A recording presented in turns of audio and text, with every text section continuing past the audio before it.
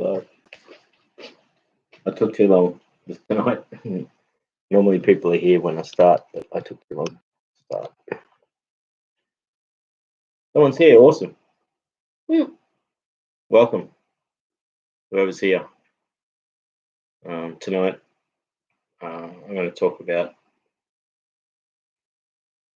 things preventing resolving trauma and abuse, and it won't just be me talking. We can talk about it together.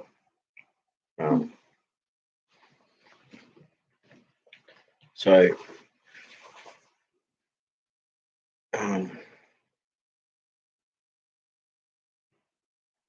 things don't get resolved easily. And when you work hard at moving on, letting go, it comes back, and it's not necessarily your fault. It can be triggered by something out of the blue, or it could be that you never really got away. In a lot of cases, if it's spousal abuse or familiar abuse, or if it's institutional abuse, you just can't get away. And when you try, you either get brought back in or you become victimized and your life gets altered, because we live in a world where particular forms of abuse are not only neglected, there isn't the level of justice that should exist. So we live in a world where justice is denied, and that doesn't mean that we can't still have a happy life, be good to each other, despite the corruption, despite bad things going on in the world. Like, we can still have a good life, and in fact, it's our responsibility to do that. If we let it get to us, and it's easy for that to happen because people that have suffered extreme abuse and have complex trauma go through the problems of self-sabotage, and also the fact that their life has been destroyed or damaged. They also have the substance abuse problems that keep them stuck in these positions. So often people will get stuck. MJG's here. Awesome.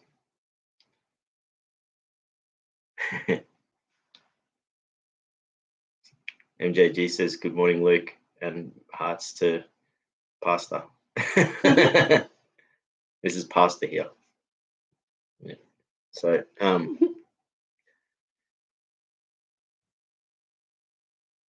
yeah, it's really difficult when you've been really put in a lot of effort to move on from something major, and then it all gets like the carpet being pulled out underneath, or there's lots of sort of things where you put in this effort and then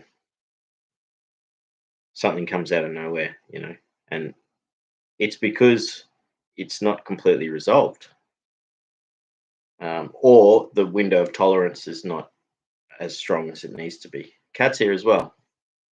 Kat says, hi all. Awesome. So good to see you, Kat. So it's difficult, but this doesn't mean that we can't still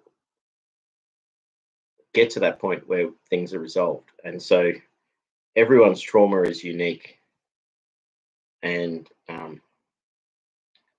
you can have similarities, and you can empathize with others with their situation. It's difficult in that process being truly empathic towards someone without comparison, and it's very hard not to make comparisons. But it's what I found is it's easier to just explain that, validate their trauma that they have gone through and truly connect with that. And then part of that empathy can be explaining that you understand their pain without comparison, not to take away from their own pain. If someone's in a traumatized state and then someone comes along and says, "Oh, I know it. I know that. I've had that happen to me." Oh, that's nothing. We've all had that happen to us. That sort of thing, those sorts of things can really re-traumatize someone who's already in that state. Yeah. So There's two angles of asking why someone feels that way. Is it because you care, or is it because you're bothered that they care? yeah, that's a good one, because you can tell when someone's connecting with you, can't you? When someone is. So Eating some toast. eating some toast. It's yeah. MJG says, "Hi, Kat." MJG's got the heart. Kat says, "Hi, MJG. Hope you're well." The heart. MJG says, "Yes, I'm good. Hope you too, Kat." Yes, righto. That's lovely. So yeah, so I've had this experience several times where I've had post-traumatic growth. I thought I'd resolved things, and things came back. In my situation, it was because of me being a liability for bad people getting away with doing bad things. So they have a reason to want to see me subdued, quiet, passive, compliant, silent. And they use many methods. When I say they, I don't want to go into details, obviously. But yeah, I do. I know names. I know lots of things. But I don't speak them because I don't want to draw attention. I'm wanting to explain that these sorts of things happen to not just me, lots of people. And we live in a world where people's lives get destroyed for the sake of um, modus operandi or keeping everything running. So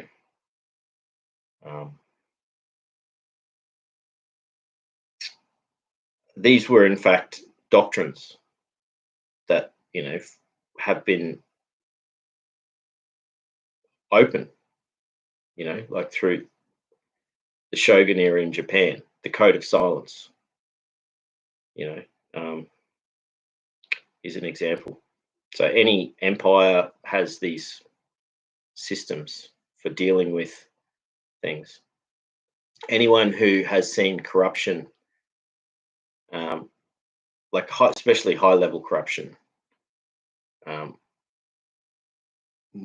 basically have very powerful people that have got a lot of resources and have thousands of years of doing this exact same thing, silencing individuals that are liabilities to their situation. So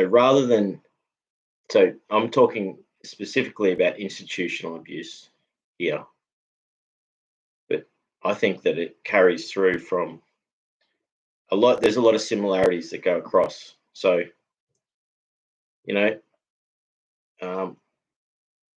there is a lot of hardworking policemen and women out there, and they want to keep the world safe that we live in. But then there are also corrupt and narcissistic and psychopathic individuals that work within an institution that bring it into disrepute. And rather than to basically correct that, within an institution, they turn it around on the victim. This also happens in so many institutions, and it's essentially because if they admit, one of the big things is if they admit fault, they're in a lot of trouble because they've damaged people almost from the beginning of their creation in some of these cases. A lot of those evil people like to brag about the things that they do too. So it's kind of if you ask the right question, they might just snitch on their own selves. Exactly. They get the duper's delight. Duper's delight. They're like, they get a grin on their face and they're like, oh, they reminisce the pain they inflicted on people, Really evil. It is. And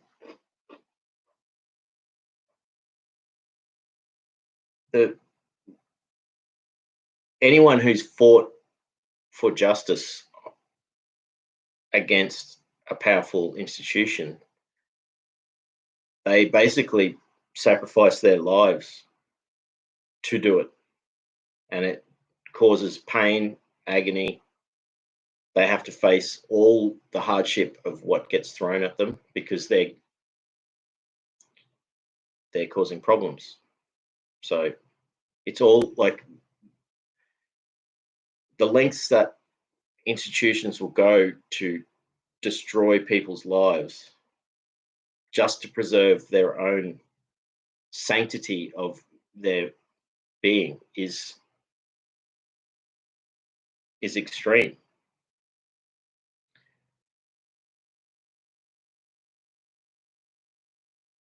And it is criminal in a lot of cases. So I could go on for hours citing examples of all of this stuff, but I don't have to because this is just history. It's just been going on forever, like as old as civilization. Yeah, you could go through historic anecdotes and call up a ton of things that were totally unfair. Yeah. But we're all just a part of that and got to grow above, make it safe for everyone.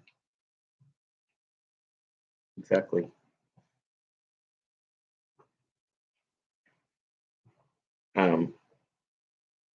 I used the example of police before because I've experienced good police and I've also experienced corrupt police. And it scared me. And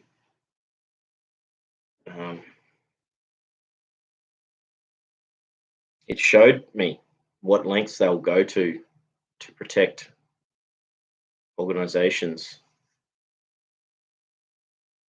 that have done bad things that just can't admit to it.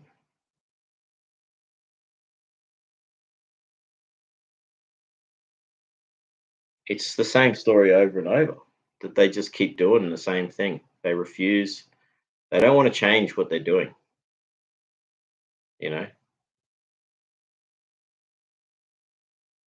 Some of these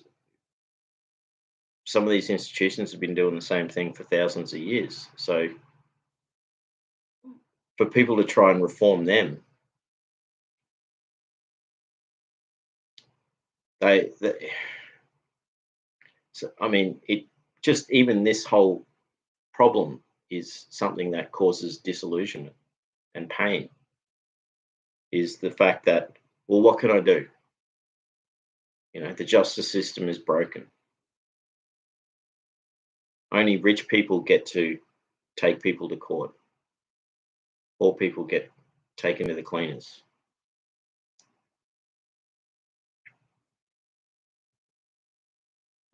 We live in a world where I really want to help with that. Yeah. Not that I have legal knowledge of every country, but I do of America. Yeah. Well, a lot of those things can transfer over. The international humanitarian law is a big thing where maybe those can be precedents for courts to actually uphold decisions. Courts can't uphold decisions. Courts make decisions, and someone else has to carry them out. Yeah. So then there's like three people or three entities rather that are having to carry it out. Yeah. And there's room for subterfuge. Yep. And yeah, powerful people go for mistrials. They settle out of court because they got money. They can do that. And if you're trying to so this creates disillusionment. They create examples out of people. We had the Royal Commission here, which was an investigation into institutional childhood abuse that was perpetrated by a whole bunch of institutions that had been doing horrible things for a long time. And it really did help in some ways, but in some ways, the victims ended up becoming victims again.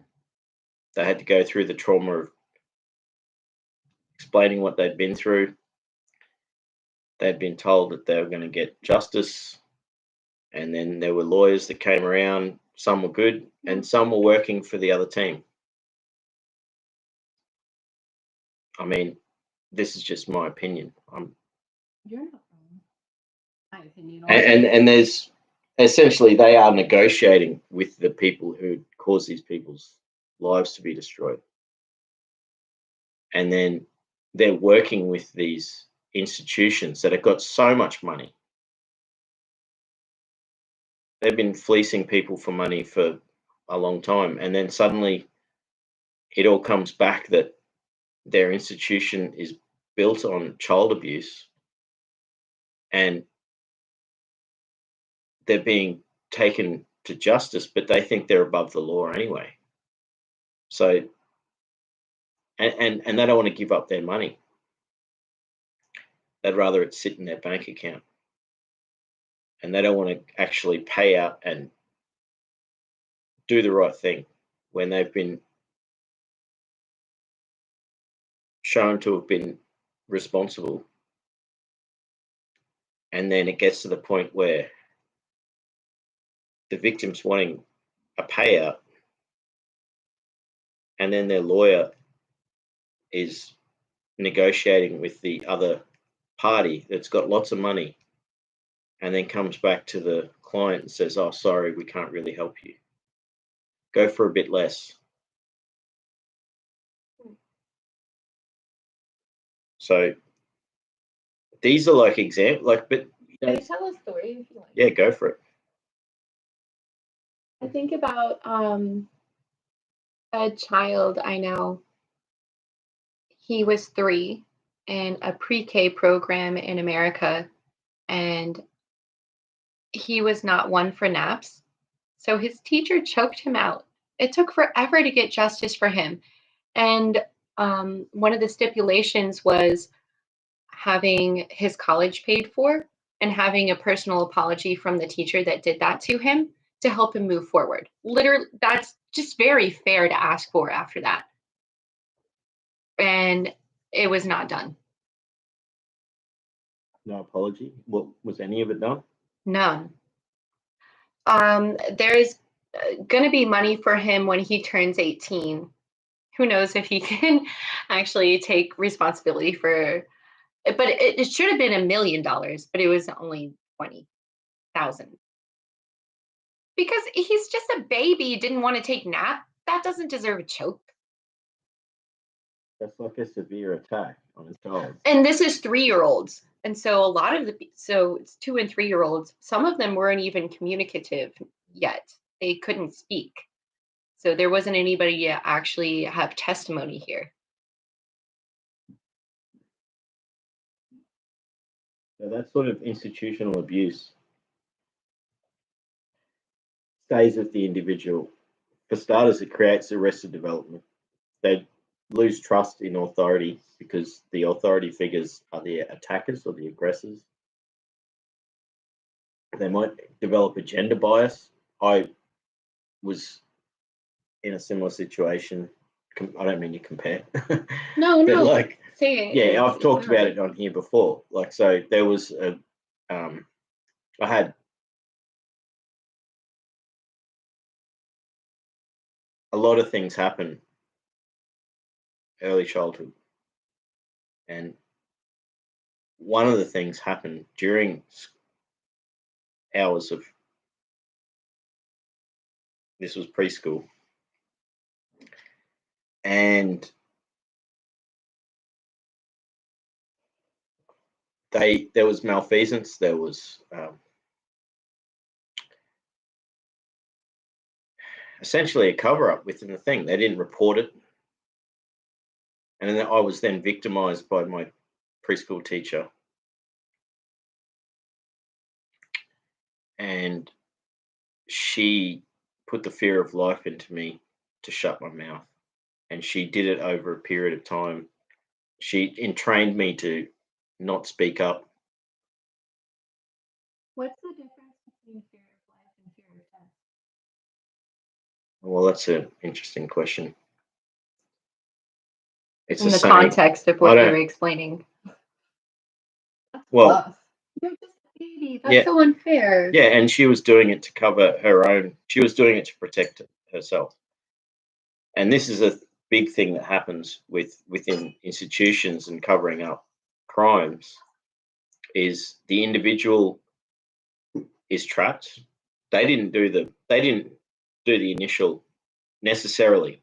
In my case, it wasn't the teacher herself that did the act. She was responsible. She knew about it, and then she entrained me. She used psychological techniques to entrain me to Is that like word games? and neurolinguistic programming, essentially. She was using What's conditioning. She was using conditioning. So she was singling me out in front of the school, in front of the class, telling me that no one's going to listen to me. She's telling me that I'm a liar in front of everyone over and over, and she did it. She would ask the class to answer a question, and no one would put their hand up, and I'd put up my hand, and she would say, "No, we're not going to listen to Luke." And she had a very specific thing that she would repeat. I had a kick her shin. I was a little more rowdy in school. I swear. That's so unfair. The way it was then. I don't know if it's the same today. There seems to be that there's a lot more protection for children these days. More or less. So apparently, what happened that day was I was handed over the gates. They didn't even open the gate. I was handed over the gates, crying after this incident. They just called my mum and said, "Oh, so do your mom yeah, my catch mum you on picked the other side of the gate?" They didn't even tell her what happened. She saw you were They the just strongest, they just gave me to her, and I was just crying, and I've been crying ever since. Screaming. I was screaming. I remember screaming in pain. It was a violent act that this was, and so she was in fear of her job, fear of being liable. So what did she do? She went for silencing me, a child. If she had the capacity to do that, she never had the right to have that job.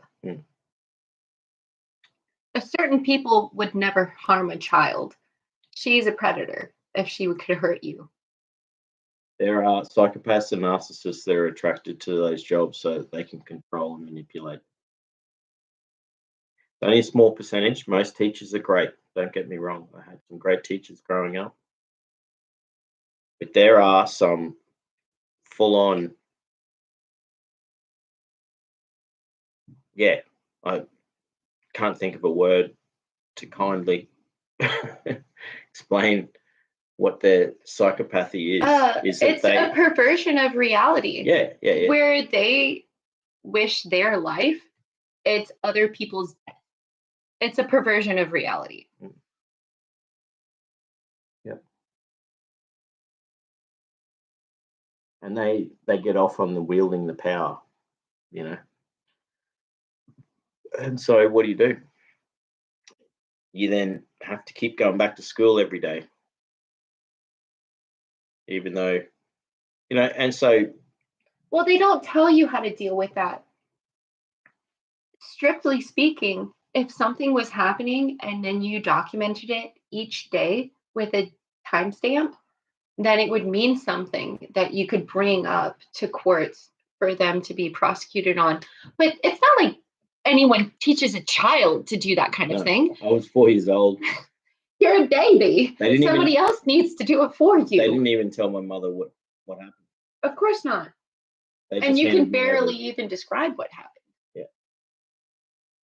I can describe it. I just won't. No, now you can, but you couldn't then. Oh, no. That's what I meant by that. No, exactly. And that's where the entrainment came in. And so this thing happens within families massively. So people who suffer SA, or I don't know, we can't say certain words on here, but we should be able to because it's a forum. Maybe you need to make a key of words, I know, but then for trigger things that get blocked. It's unfortunate. The videos do get blocked sometimes if the words are wrong. But you're right. There are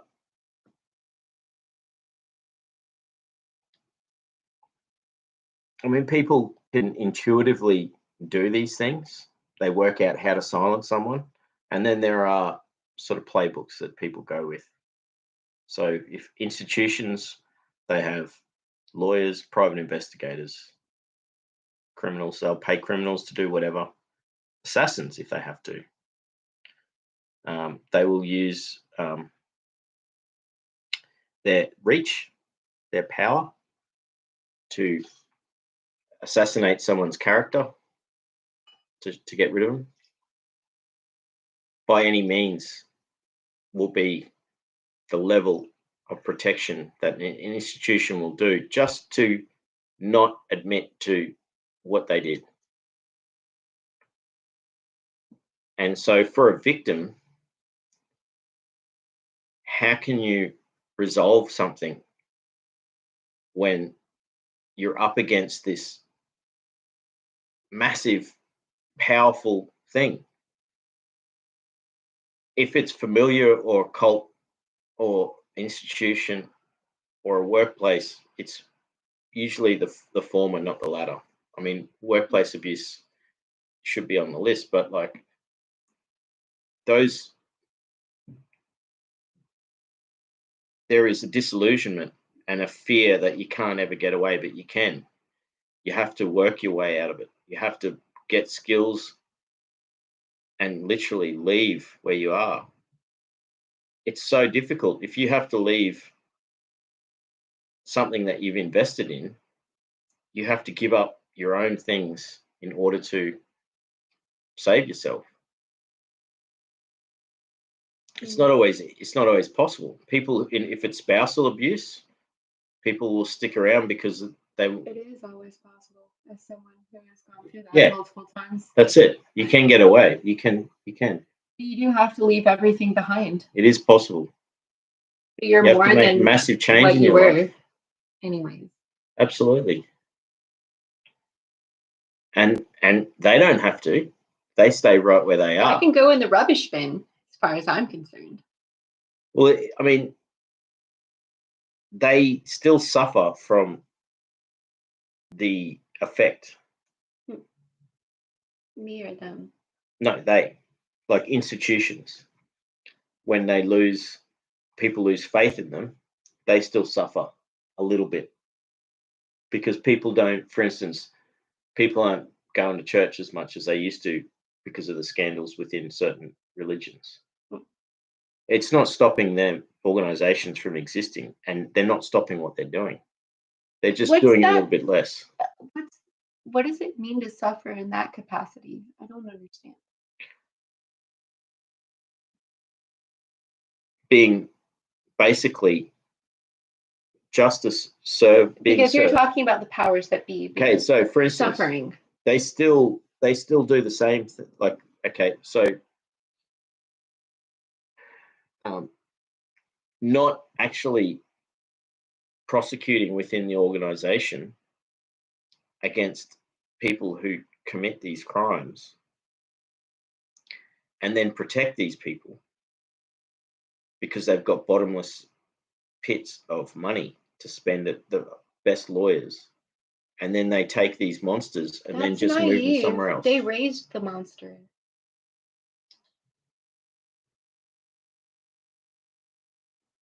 So this is an intergenerational thing. So institutions become bad. So they've created a situation where they. Sorry, did I? No, I was listening to you. No, you're fine. I said my piece. They don't stop what they're doing, and yes, this extends out into a more of a philosophical debate of the regression or moving towards evil or moving towards a bad Raising a monster. creating. Yeah, so these systems build up. So they might start off with a good notion, but then incrementally. So essentially, the bureaucracy goes bad, gets corrupt every so often, and so throughout history, a lot of these reformations have been working on big areas, but they've also been clearing out like things going bad. So you could look at it, you could call it corruption, or you could call it evil deeds, culture within a system. So once something gets normalized, or once something's promoted, it perpetuates and keeps going. And this is the intergenerational hazing. And I think hazing is too much of a friendly word for what it is. It's straight up abuse. Hazing was originally from burning fields of your enemy. Hazing was when you would go into a territory you wanted to take over and you annihilated their field. That's what hazing a field is. So it is a very angry kind of maneuver to do. You're not wrong. It's hazing. It's something that has multiple, in the modern time, it has multiple terms. I think that it also means the same thing all the time. Yes. What you've planted, what you're working on, hazed. I'll give you an example. All right. As a technical term, wildlife authorities, they go up rivers where there's crocodiles that are getting close to where humans are, and instead of catching them, they throw flashbang grenades. They throw fireworks and grenades at the crocodile. That's a warning shot. Hazing is when things are burnt to the ground. That's what it's being technically. No, what I'm trying to explain is that there's multiple uses of the word.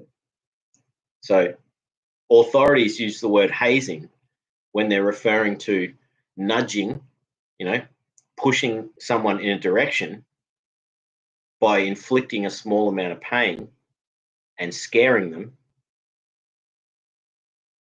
so they get out of the way or they don't do what they do. Eat a human, because that's what their fear is. So they think that rather than trying to catch a crocodile, they will haze them with flashbang grenades and fireworks and all these sorts of things. Well, at least they're acknowledging their intelligence, because a critter in their eyes couldn't respond to something like that in a longer term plan. So it obviously works, but see, that's not what the hazing rituals that exist within military organizations, within other childhood organizations where I had ritual abuse, ritual hazing. and that's different. And I can't even really go into details about that because I don't want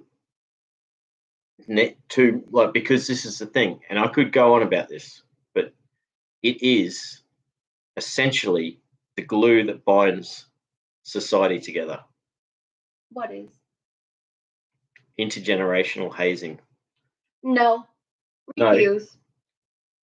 You can refuse. Just give me a chance to explain. Well, do explain, because if hazing is the glue that holds society together, I'm not impressed. There's other glues. It's Okay, it's a well matrix. then go into It's a it matrix, because I want right? to hear more. I don't want to be Cooperation. caught up in that one. Cooperation. Caring for other humans is another glue that keeps society together. It's not just the one binding element that brings everyone together. So hazing and ritual abuse has been Food, used shelter, for thousands water, of years. and then people are happy. It doesn't take too much. Yeah, but that's exactly it. That's all we need is like to live comfortably, right? But no, for this whole thing to keep going the way it is and the way it has, relies on basically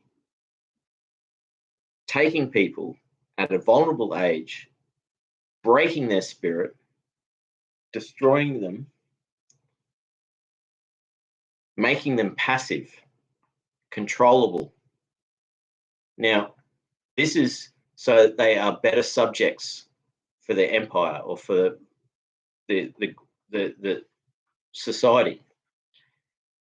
Once these people grow up, whether they've been hazed at a private school or a military or a youth group or a church, they become passive adults, right? And they're afraid to talk about what happened to them because they've been hurt and then threatened. So there's a bond between the other people to keep it all going. This is all my opinion, but it's also you're right. it's also it's how the big organizations of the world actually run. That's why it's done. Like hazing in the military is done as a not only a ritual but also a mind control technique to break people down and then rebuild them in their own image. Would you like a story from the Citadel? Yes, we've got a story in a minute from the pastor, but I can relate. Pat says I can relate to this a lot. Hazing can happen on an individual level too. I didn't know the term for it. Oh, yeah. That's really thank you for sharing, Kat, because that's it absolutely can. And you should share more if you like. It's on an individual level, it absolutely can. The individual level is where they put their talents in. So I need to hear your story if you'd like to share it, but you don't have to, of course not. You could say hazing because it is used in a broad sense. So it's used in like what happened to me when I was at a youth group. You could call it ritual abuse or hazing. I would call it both. A narcissist or a psychopath, that's interpersonal. They will use these same things. Like it's like gaslighting and narcissistic abuse is based on this hazing thing of breaking someone and then, you know. I sometimes wish we could speak in bird noises because they have hello noises and they have alert noises. They do. So you don't even have to explain it too much. There's danger there. That's it. We should. That's exactly it. There's like the hand sign. If you're in danger, you do this. If you see someone doing that, they got it behind their back, and you see someone going like this. Thank you for that means someone's in danger. To do that. If you see someone go like this quietly, if somebody does that, help them that means please. get as many people to Just stop. look at them. You could save a child from a predator, basically, or a woman from an abuser. That's you know. They don't teach that in school, though. No, this is new. Remember that. Well, they're all on YouTube anyways. It can be, yeah, but spread the word. The more people that know about this hand sign, if someone's in danger like that, it's already saved many people's lives. So this is very powerful. Yeah. But when you help someone, it helps yourself as well. So there is a beauty in that. When you see someone asking for help and they're in that state, and they're doing that thing, it's not too much to just give them a little relief for a minute. It's also a danger to you. That's why I want you to be safe as well. It's actually dangerous sometimes. It is. You got to be careful. Like, if you see someone in danger, get other Cover people your around. butt. Yeah, get other people around. Call the police. It depends on where it is, if you know, and if there's other people around that could help. That's all it takes. You know, people. It's amazing how people have been saved by just people in the public just by doing this hand sign. So that's similar to the bird calls. Maybe bird calls would be a good thing. But so this is the thing. Words have technical terms that mean complete different things depending on the school or the discipline. They can have almost opposite meanings across different disciplines. You mean how cool can mean hot? Can. That's an interesting one. I like that. But that's a good one. Classic. So cool can mean hot, and yeah. How do we go from here? Exactly. So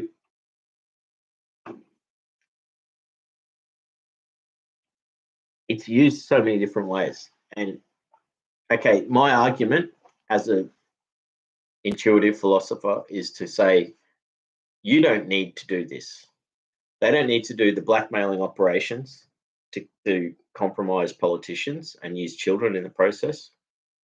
No.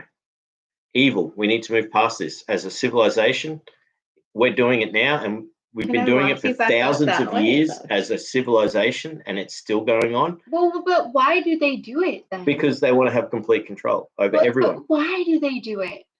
Why do they need complete control when I'll tell you they're why. going to die anyways? To give us the illusion of democracy. For what reason? I just can't even reason it. So that we give into the we allow these things to happen. So when you vote, you're allowing whatever happens by agreeing to vote.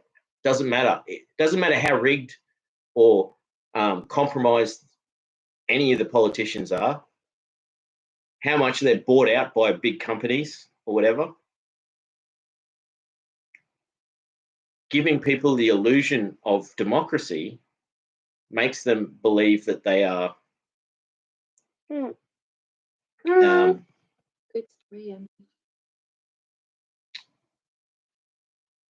it gives them faith in their society. So if we got rid of these things, ritual abuse, hazing, and blackmail operations on anyone who's a politician or in power, right? If we change the whole political system, right? Now the governments are all trying to move over to AI and hand everything over to AI. Everyone is someone's child, though. So if they were taught proper morals from the base, they wouldn't be misled. Exactly, and you don't have to be taught morals. As a human, no, we learn. Not all morals. No, everyone wants to live, so they need to tell them what's reasonable. Absolutely. To expect. Otherwise, you end up with children in their 50s, 60s, 80s. We already have that. That's why we've got that. Yeah, but they never grew up. No. They didn't ever have a parent that told them they were being unreasonable. So this is another example, is when when you have someone who's in a interpersonal, a small situation, like it could be spousal or familial abuse, and they see on the news that justice is not served for these big institutions, that then reflects back on them that they can't do anything. So it creates more disillusionment. But if you got rid of blackmail operations, ritual abuse, held governments to account, held like anyone who's in power, they meant to represent the people, but they don't. They represent the people that pay them, and they're all compromised. If they're not compromised by their bad deeds, they're compromised by their money that they get, or they're compromised because they're threatened. This is the world we live in. So we're given the illusion of, so it doesn't matter if this democracy is all, you know, so the big end of town doesn't pay tax. They write the laws because they control the government, right? And then they're all compromised, and they're not even caring about their own people that are voting for them. So this creates a schism in, like, people who have a brain. That's rude. Don't say it like I'm not saying, you know what I mean? Because people, no, the thing is, the people critical thinking is important. People that just give in to this stuff, that you know, think that bad things never happen, are actually complicit in all the bad things that happen. They're afraid, and this is the cognitive dissonance that I'm talking about. So that you create cognitive dissonance within people, that they will stringently hold on to their views. Oh no, science is never corrupted. They've never lied to people about this. Governments have never done bad things. They never do bad things to people. They're meant to be. Governments do great things for people. They work hard every day, right? But at the same time, they do bad things. Science, universities, research, it's not all for your benefit. It's for money. I, as an American, know that science is subsidized and privatized. We are not government. This science. That doesn't work. No, what you're saying. No, we don't have healthcare that's provided. We don't do so. If somebody thinks they're onto something, they don't want anybody to hear about it. They will only have like 2 to 10 people researching around them, and it doesn't get distributed back to the government at all. But they get the subsidies from the government. It's so weird. Exactly. And it's all in plain sight. Like, there are great universities that share their knowledge with the world, help us all learn, but then there are also ones that create tools to destroy humanity. Like, literally, they work for like the bad people to work out ways to kill people quicker. So there's both. If you're going to deny one and say there's only one and not the other, what do you mean? Oh, what do you mean by that? There's a lot of anti-human research that goes on within universities and has done for hundreds of years. Anti-human research? Does that mean death sooner? Death sooner, poison people quicker, don't get them healthy. Is that the medical and industrial complex? Yeah. I don't want to get canceled. I was wondering if that's yeah. You meant.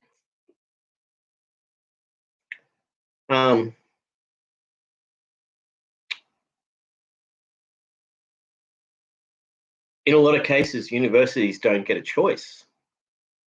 They get knocked on the door by like higher up groups that say, we need you to do this research for us because it's important.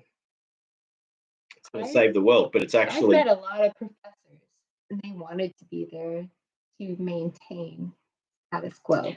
Status quo, that was something I didn't mention earlier. That status quo is the thing, keeping everything without too much change, yet we're constantly getting more stuff come in. No, I'll read.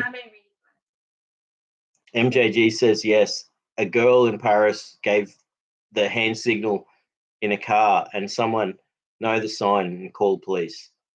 And they save her from a very bad person. See, that's awesome. The more people can learn this is really in sign language, but it can be if you got to do it behind your back, you know. It should be S. Everyone should know this. Moving forward, like by the end of this century, it should be known by almost everyone on the planet. So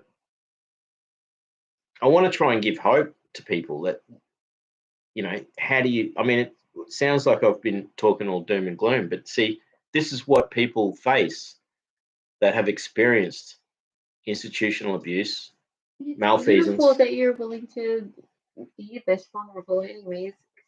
It's hard. I hate that. No, it's not. It's not easy. What would be easy would be to just live life. All right.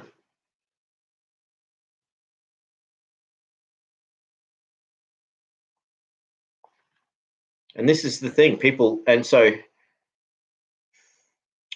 have experienced a certain amount of abuse or trauma within us, like there are things that can be resolved. And I want to bring it back to what I labeled the initial chat as being, without getting resolution, you don't necessarily, you might get post-traumatic growth and be healed a bit, but then suddenly things come back and it hurts. You might regress as a person, might go back to substance abuse or self-harm or whatever it is that's been something that has grown out of the trauma that you've experienced or the adverse childhood experiences. What's that? Yeah, I know. I said, yeah. I said a word that they don't allow. Oh, they might block it. They won't. But they shouldn't. No, do trigger warnings and the hashtags. Yeah, I should. I got to be more careful about that. Yeah, you can't say things like that on the internet like this. And this is where, like, don't give up on seeking justice. Like, I gave up because I had threats made against me, and I gave up. I did. I didn't completely give up. Obviously not.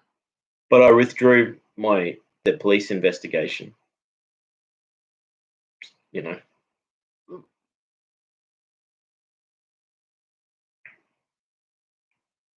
And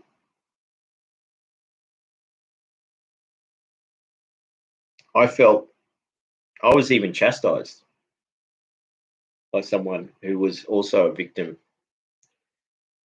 of this particular event that happened at a youth group. Yeah, he made fun of me when I told him I pulled out of the investigation. I didn't tell him why, that I'd had 2 serious threats made.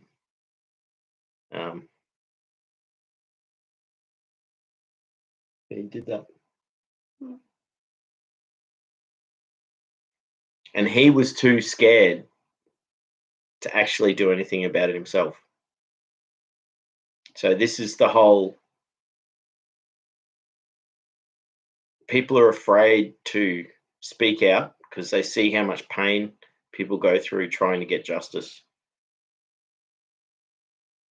But people I've spoken to that have gone through that pain and got justice do feel better for it,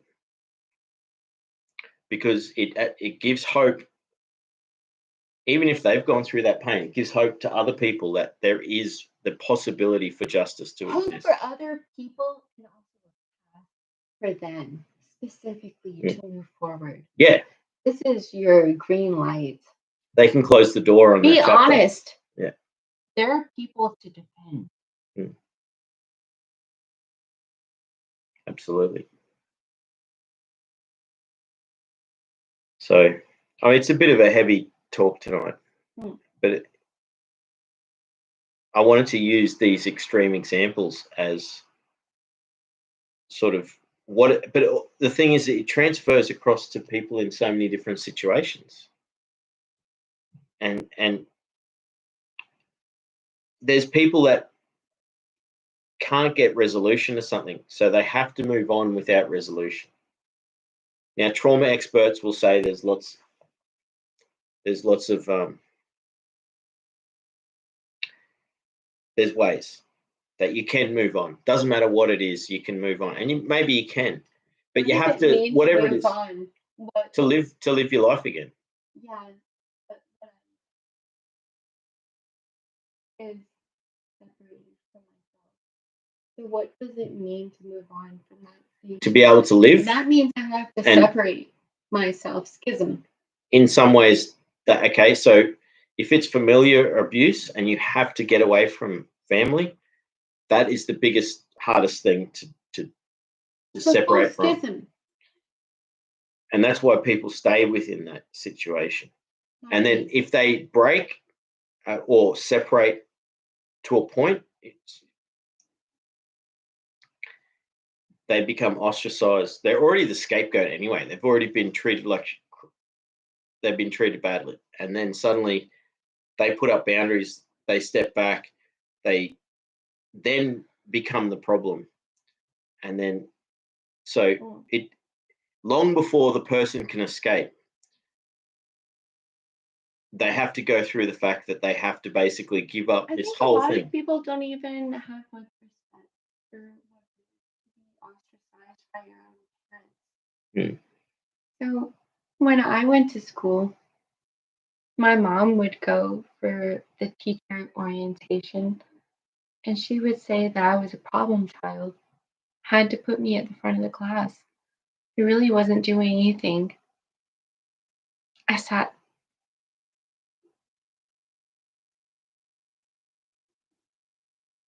That's horrible, being set up like that. Like, That's just a teacher, a stranger to me.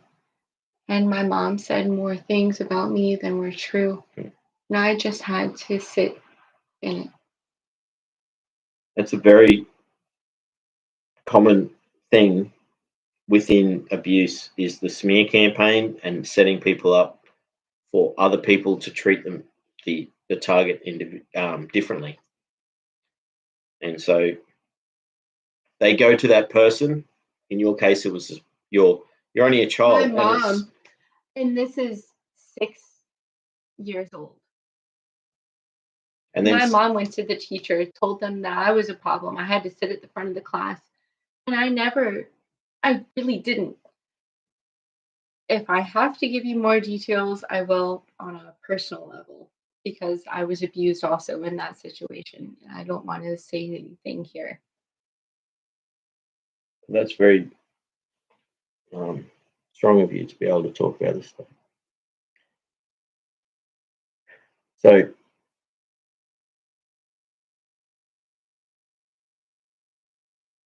that sort of thing can be so like triggering for future relationships, but also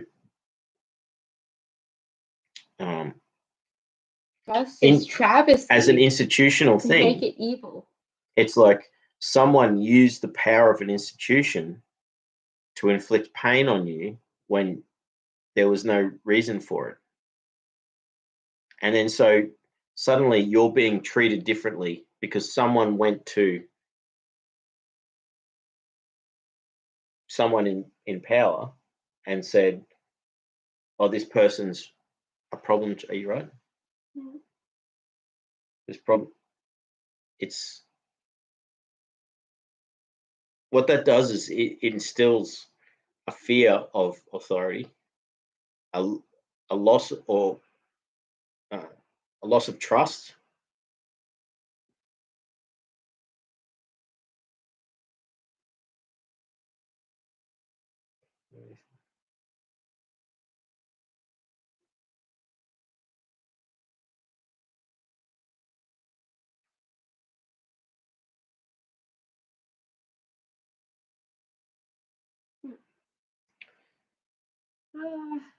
Just got a flashback right then. I'm so sorry. I didn't mean to be rude.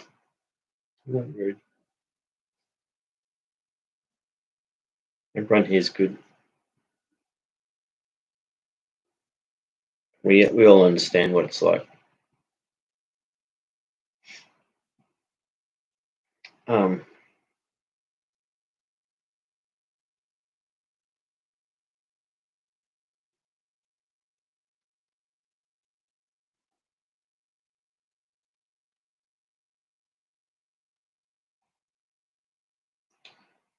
Bringing it back to the hazing sort of thing.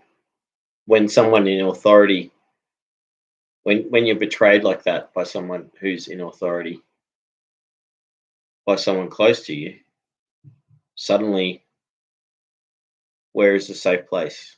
Nowhere. There's nowhere that's safe. Right?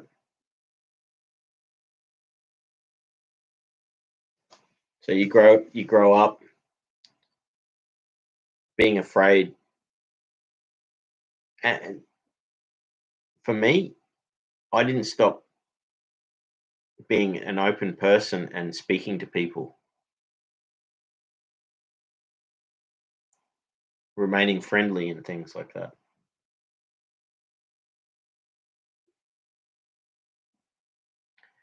It did push me towards self-destructive behavior, though.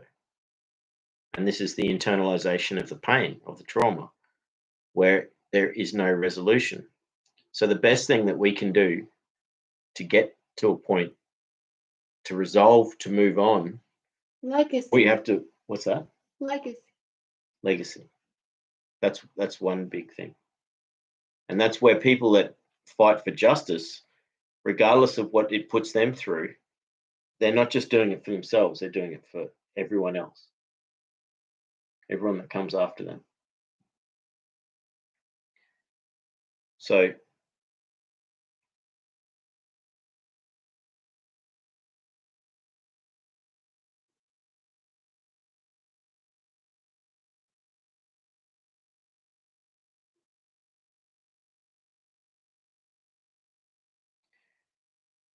I think that when you've reached a point of resolution.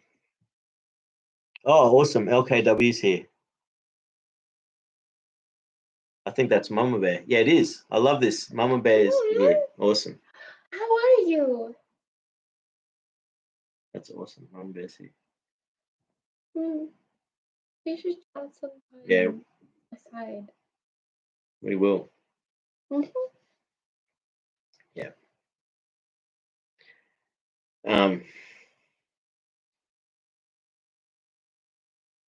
LKW says, "Hi, darling. I'm okay. This is so sweet." Oh, that's beautiful. I'm so glad you're okay.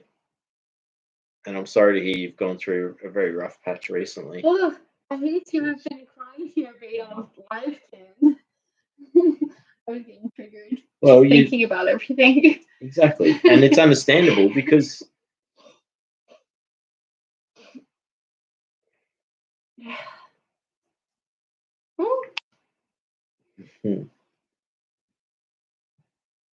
LKW's got the hands. That's beautiful. We'll just take a moment For you. and just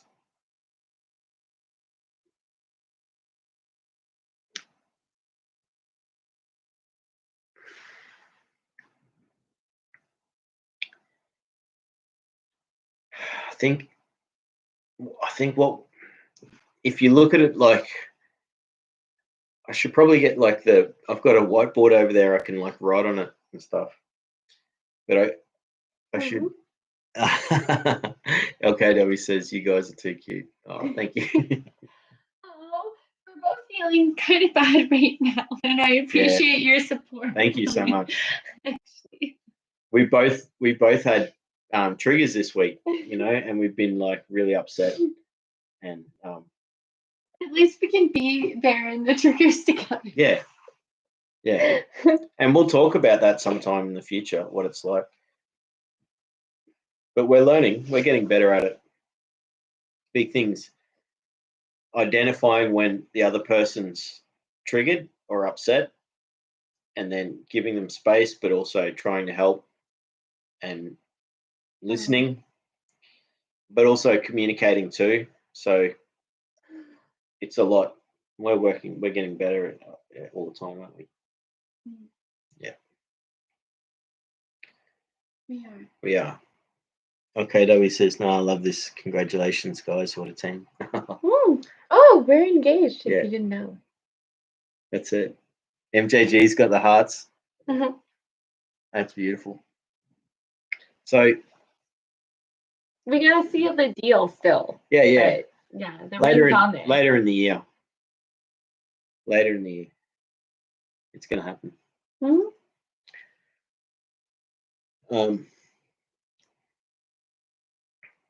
So how do we solve the? Okay, so how do I get resolution when I went to the police and then I had? Compost is a very slight way of saying. Well, I think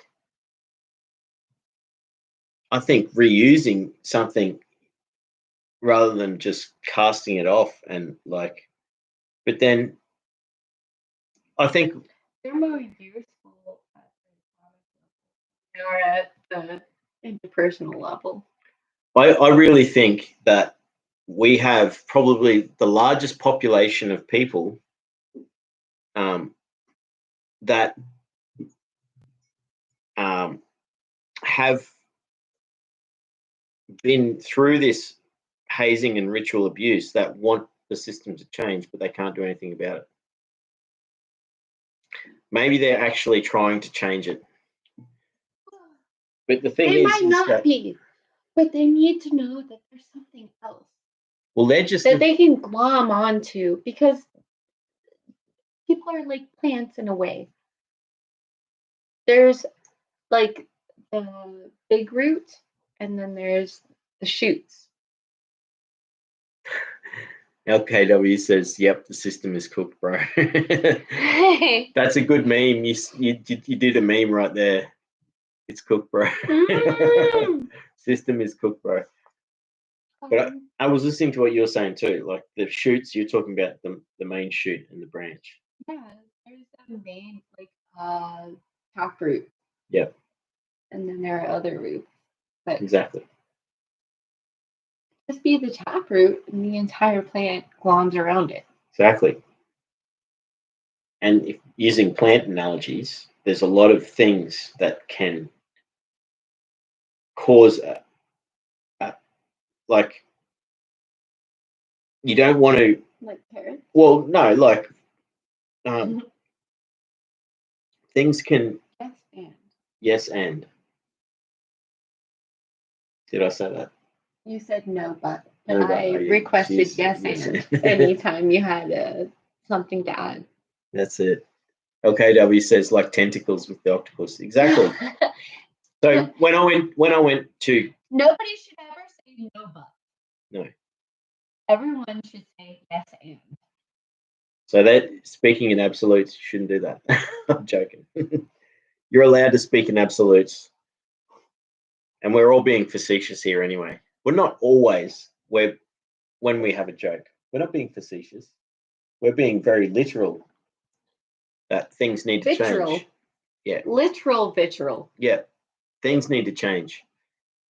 And I think there are people that wish they could do something about a change, but the problem is that it is so ingrained, and this brings it back to an earlier part in the conversation, is that it's an intergenerational thing. So each generation hazes the next generation, hazes the next for different reasons. It could be overarching reason for the abuse, ritual abuse, is for subjugating, subduing, and like it's destroying this. It's cutting, severing the spirit of the human, the soul, whatever way you want to describe it. Someone's life force. They're a child. They're innocent, and they get it taken from them.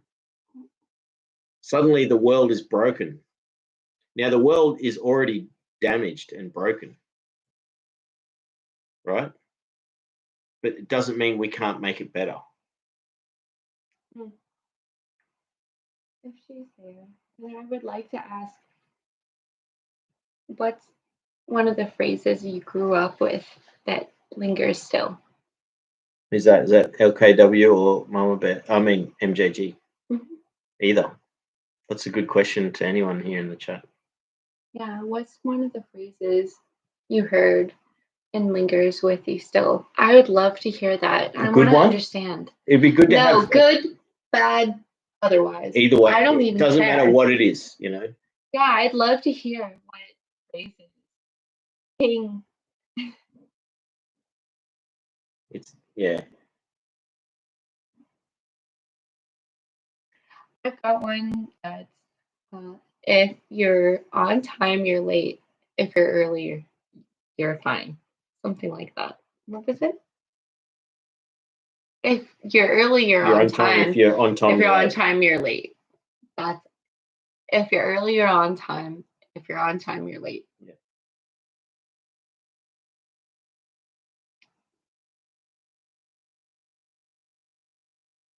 Is she having? It's I hope it hasn't been upsetting to anyone tonight. I mean, obviously, people click away if it gets upsetting.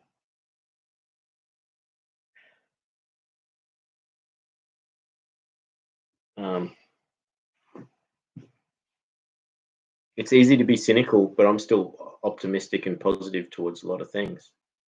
But we really need, like, for instance,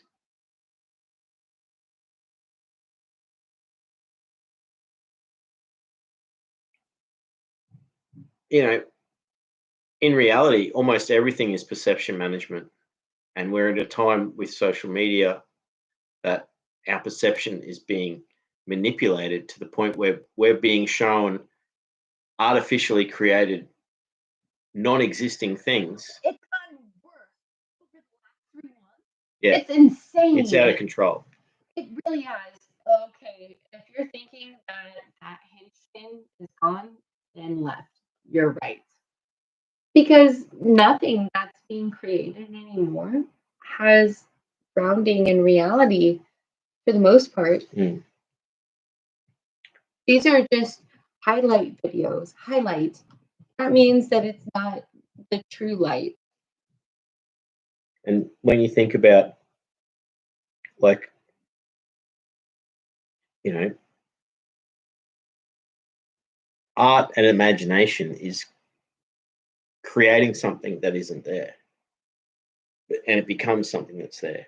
But we're being shown things that aren't there and aren't possible, and also being shown at the same time. AI could never create anything on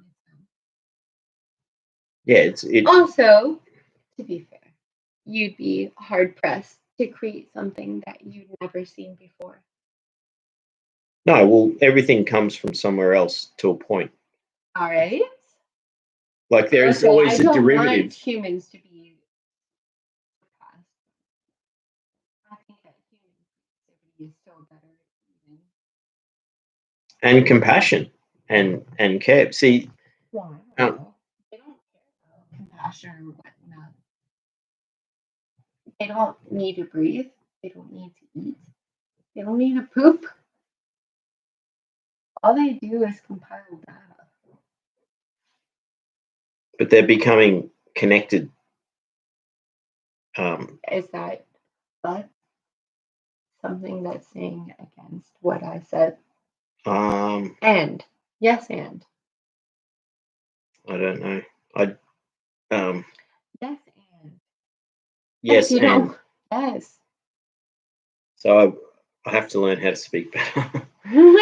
So Because but means that you're actually contradicting what I'm saying. You actually agree, so I'm saying yes and. yeah, yes, and in addition to um, things, it's nothing's going to make the world better if like we try and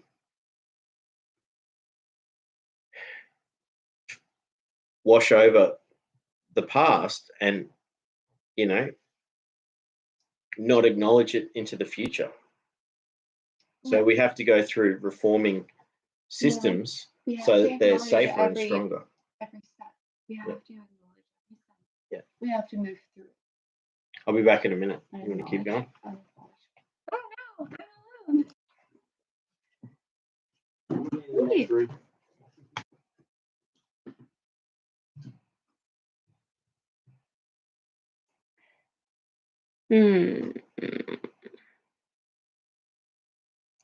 Oh, Mama Bear. Right. Hi, darling. I'm okay. This is so sweet. You guys are too cute. Now, I love this. Congratulations, guys. What a team. Yes, we are together. It takes a bit of formatting to try to figure it out because we are coming from different situations. He's Australian, I'm American, and we've got weird places we're coming from. Okay. Mm. Oh. Mm-hmm.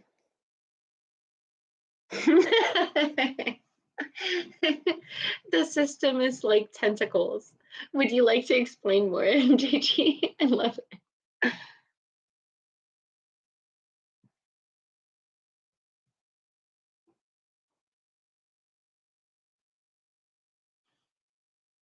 Mm,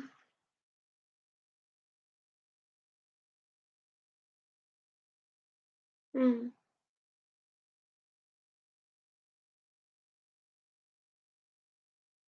mm,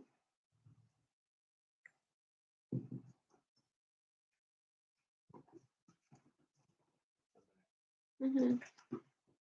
I was gonna tell a story if you weren't gonna come back. That's all right.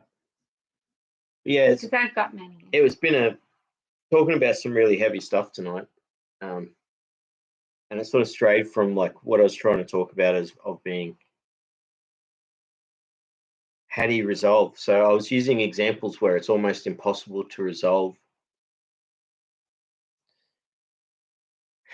and we will find different ways. It does help move on.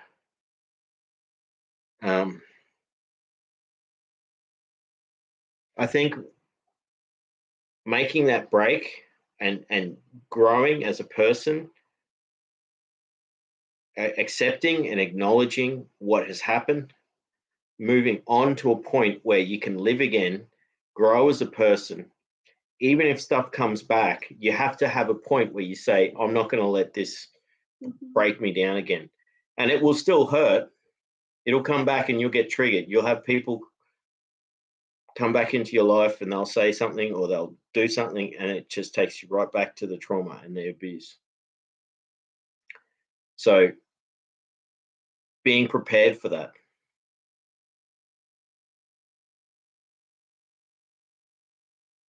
is a powerful thing. So if you can't move on,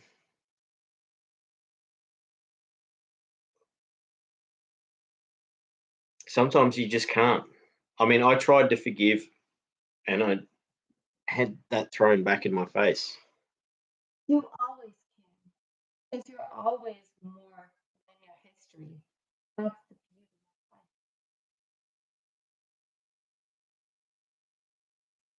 It is possible to move on. You're always more than your history. Yeah.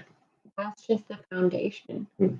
You can choose to do things different ways, as long as you've got friends also. We're societal beings. Like, find good friends. Don't be afraid. Please, there are good people. There's out good there. people in the world. I find these people all the time. I was triggered yesterday and I reached out to a friend and said, "Oh, I'm triggered. and he ended up calling. We had a good For chat. 4 hours Yeah. at night time. And they both shared. Yeah. It was beautiful. I was just cooking. Yeah, it was good. And he'd had some difficult times himself recently, and he still found time to chat to us. It was really good. A lot of respect, and to everyone here in the community, you're all awesome. MJG says yes, it's possible for sure. It is. It is possible that you can heal, and you can move on, and you can let go of stuff. But there are times where either something comes back and re-traumatizes after you've done this healing and moving on, and it comes back and it can be really painful because it's worse than it was, or it's so strong. You know what I'm saying?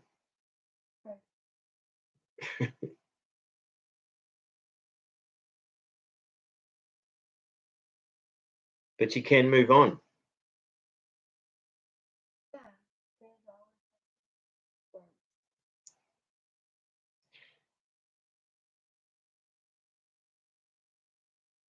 When something is completely resolved and you have completely healed, then things can come back and you can look at them and go,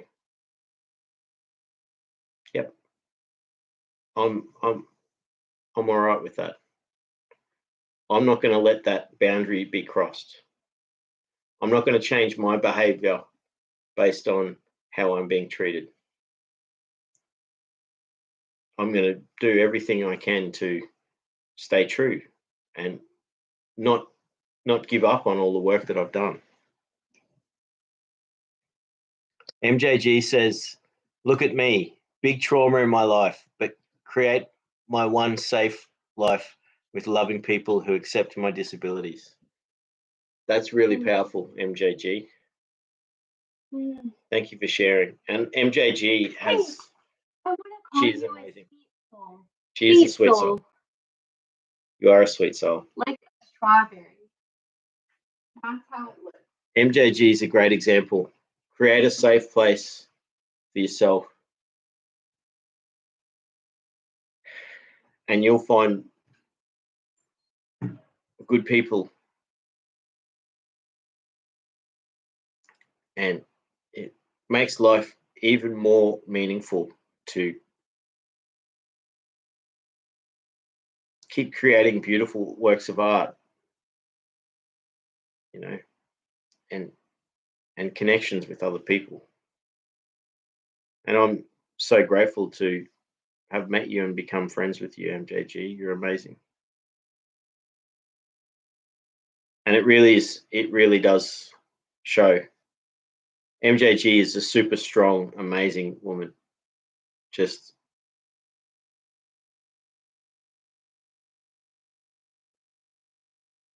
so positive. And so, you know, when I talk, often I might come across as being really negative, but I'm trying to explain things from a difficult situation. So I hope that, you know, hope I'm still seen as people can see positivity in me, even though I talk about, you know, corruption and things like that. MJG says, yes, to see the beautiful thing in nature, life, all the things are great. Exactly. Isn't that it?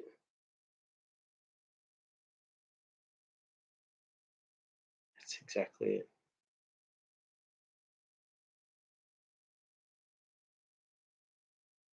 Things keep, you know, like nature just keeps doing its thing, doesn't it? Nature is like such a powerful reminder of adversity, pain, beauty, love, care. You know, it has the difficult side, but it also has all the beauty. And it has so much energy there, you know.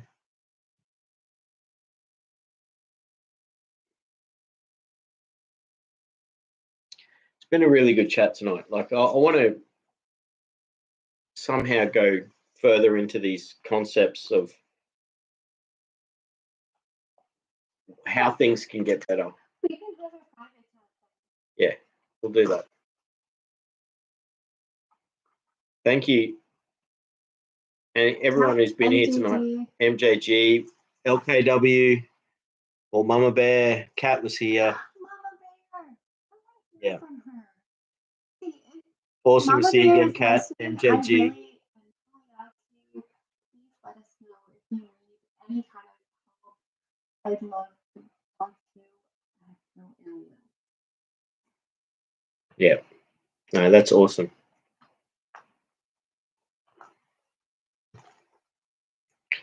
So MJG says, I got to get lunch. Have a great time together. Thank you so much, MJG. I hope you have a beautiful lunch. And I'm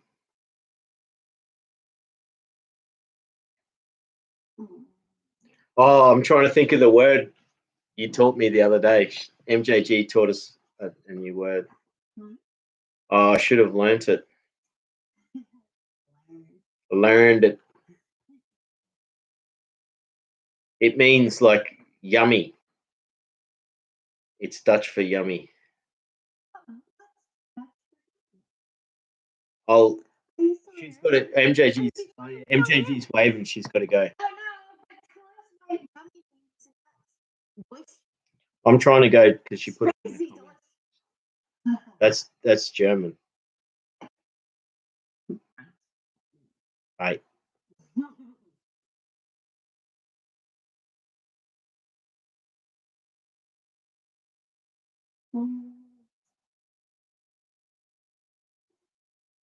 It's here somewhere. Here we go. Gieslig, which means yummy. Gieslig. Gieslig food. Scrumptious, I think it means. No. I don't think so. I think it just sounds like that.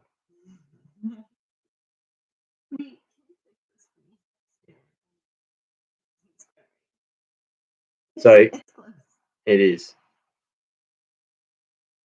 It's been beautiful to chat with you all tonight. And look, I think we can have these heavy conversations. One main point I want to try and make is that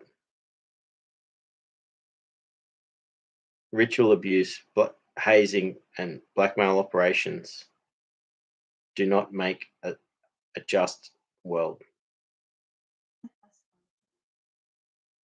All it does is keeps things going the way they are, and things could be so much better if none of these things existed.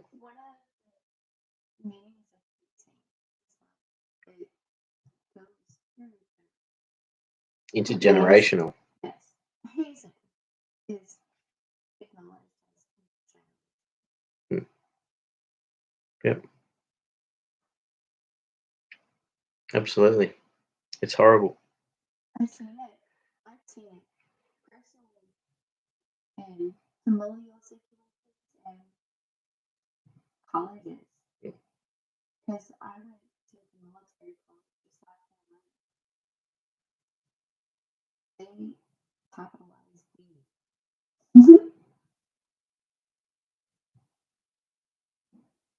It's the military industrial complex. They're making officers for war.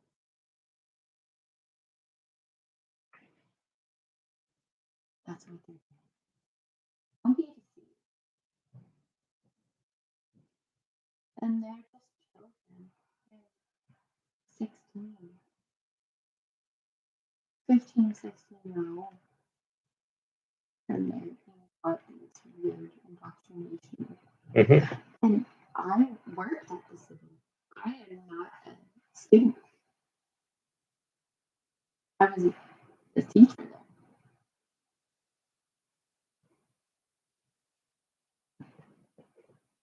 Maybe you can talk more about that on on another stream. Yeah. We can do that. But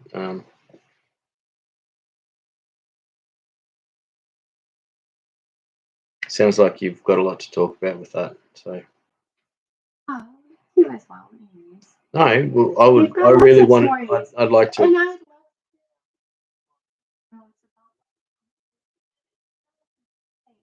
That's it. I'm not myself. I'm very sensitive to spirit. Yeah, there's some difficult stuff we all have to live with. And I can account that most of, like, in the past when I had self-destructive behavior, it was all from the trauma and the hazing and the abuse. It was internalized. In fact, that's when narcissists and psychopaths or abusers know that they've got their target under control, because they start hurting themselves. So we'll keep talking about these heavy topics, and I probably should have put trigger warning at the beginning of this one, and I'll make sure I do next time I talk about heavy stuff like this. But I think it's good that we can have these conversations and call it out. There's no reason why this stuff should exist in this world. So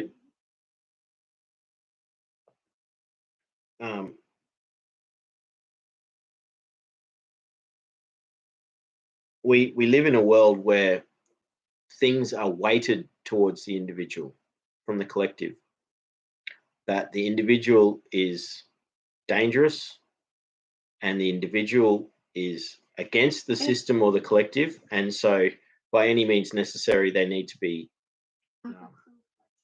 attenuated or affected in order to bring them into line.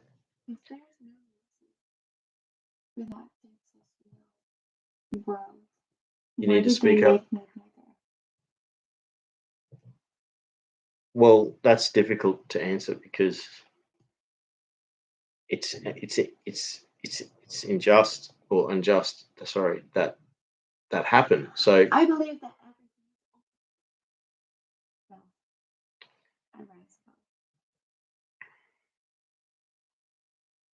yeah, that's another deep philosophical argument of what is good, bad, and the good, the bad. I mean, if you look at nature, everything happens within nature. All this parasites.